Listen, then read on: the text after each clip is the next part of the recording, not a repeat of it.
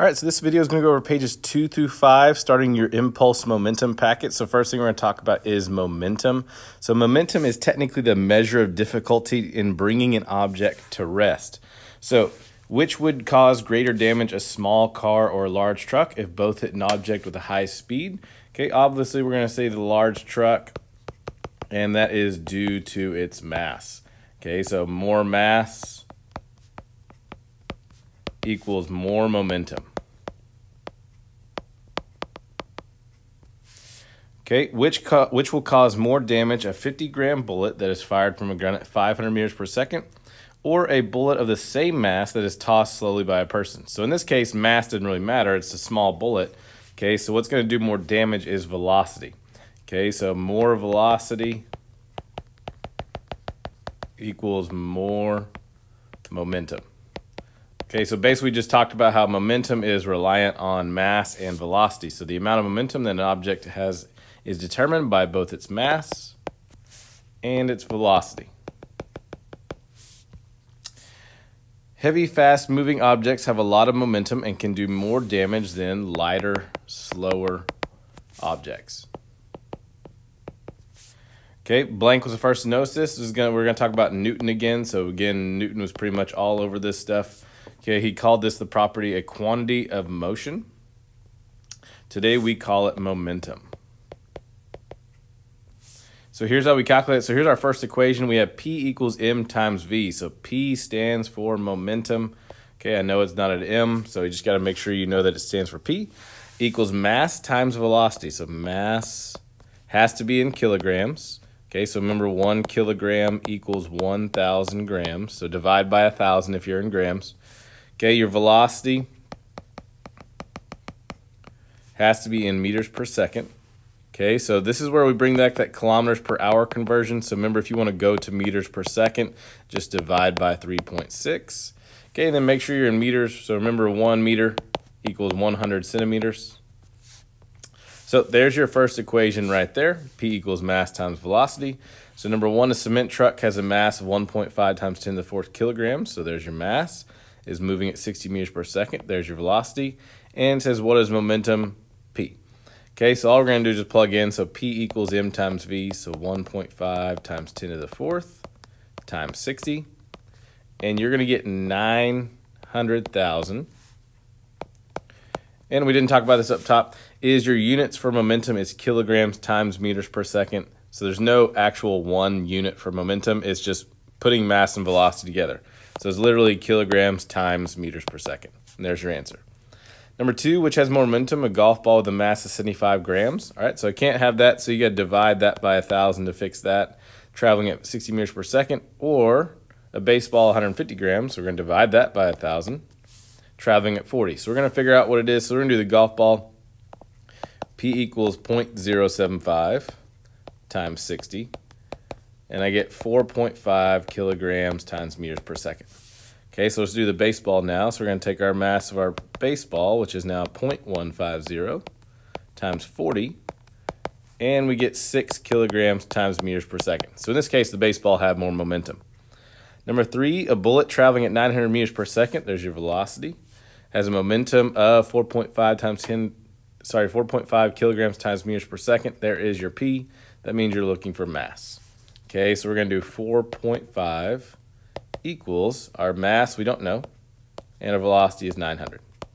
So divide both sides by 900, and you're going to get 0.005 kilograms. Okay, so it's okay to see small numbers like that. We're talking about kilograms here, and we're talking about a bullet, and the bullet's already small.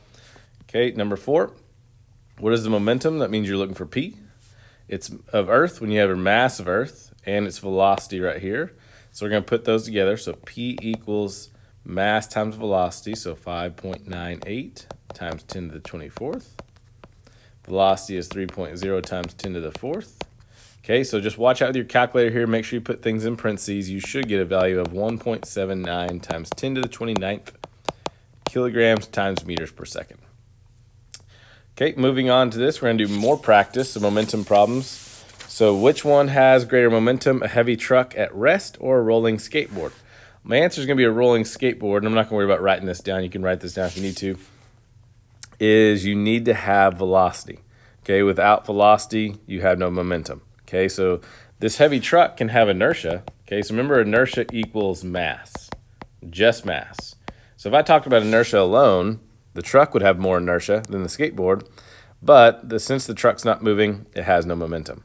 Now, when you ride a bicycle at full speed, which has the greater momentum, you or the bike? Hint, when you come to a very abrupt stop on a bike, what do you notice happens? So we've all seen this before. If you hit something on a bike, typically you keep going, is because the rider has more mass. So rider has more mass. Now, I've heard questions about like motorcycles, things like that. Like motorcycles have more mass. Why does the motorcycle stop before I do? You also have things like friction, like between the road or the dirt, that's actually slowing that motorcycle down. Okay, if you're flying through the air, air is not a very good friction force, so therefore you're going to keep going further than the motorcycle. But typically in this case scenario, with a bicycle, typically you're going to weigh more than your bike, so that's why you keep going and the bike stops.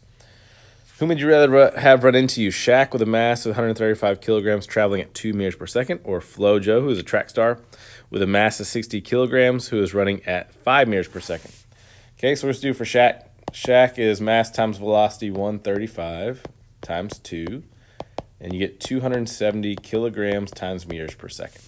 Okay, now it's going to do FloJo, so P equals her mass, 60 times 5, and you get 300 kilograms times meters per second.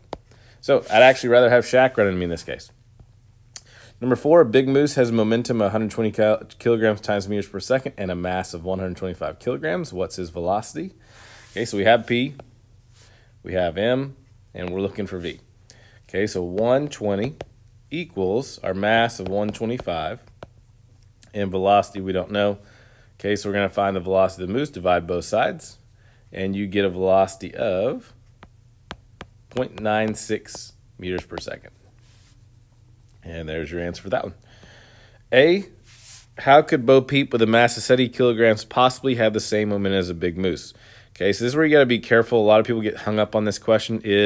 Keyword here is same momentum. Okay, so if the moose has a momentum of 120 up here, that means Bo Peep is going to have a momentum of 120. Now her mass is going to be 70. So we know the Bo Peep's never going to have the same mass as the moose. So that means Bo Peep's got to be moving faster to obtain that same momentum. So we're solving for her velocity as well. Now you get her velocity is going to be 1.71 meters per second. So that's how Bo Peep would have the same momentum as the moose. 5, for a given speed, motorcycles have a much shorter stopping distances than trucks do. Explain why. Okay, so less mass equals less momentum. Okay, number 6, momentum essentially describes the inertia of a moving object.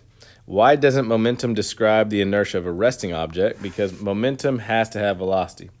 So momentum equals mass and velocity.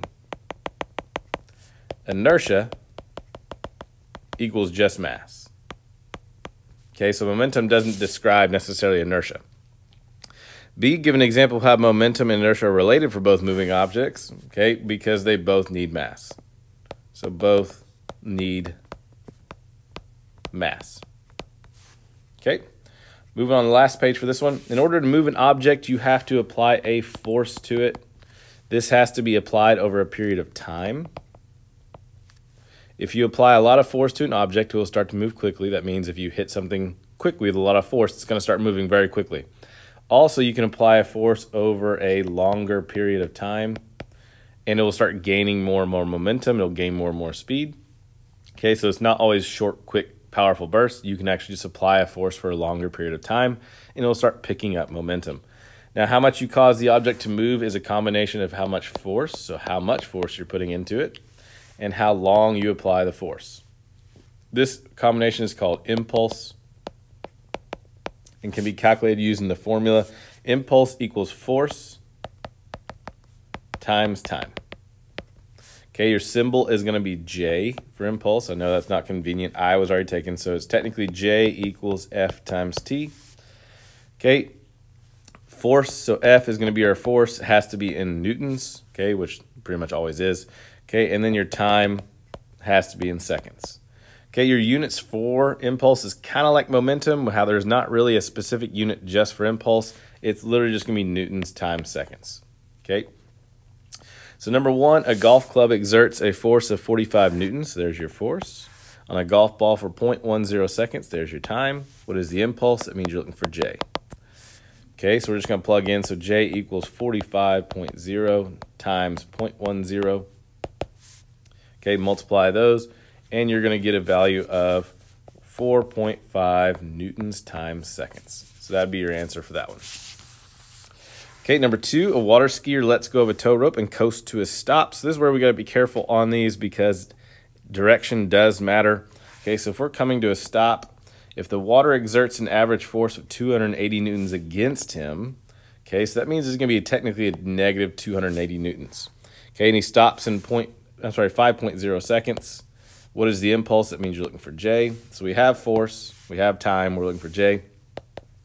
So J equals negative 280 times 5, and you're going to get a value of negative 1,400 times newtons times seconds. Okay, so again, just be careful with direction. Number three, a car swerves out of control and hits a guardrail, exerts a force of 4,000 newtons on the rail, so there's your force. If the total impulse is 500 newtons times seconds, so there's your J. How long did it take the car to stop? That means you're looking for T. Okay, so now this one I could probably go either way. If you're going to say, we're talking about the car actually hitting the rail, not the rail hitting the car. If you were to say that force was negative 4,000, that's okay. You just have to make that impulse negative as well. Okay, so that way time doesn't come out negative. But in this case, we're actually talking about what is the impulse acting on that guardrail. Okay, so 500 equals force, so 4,000 times time. So divide both sides by 4,000, and you get a time of 125 seconds.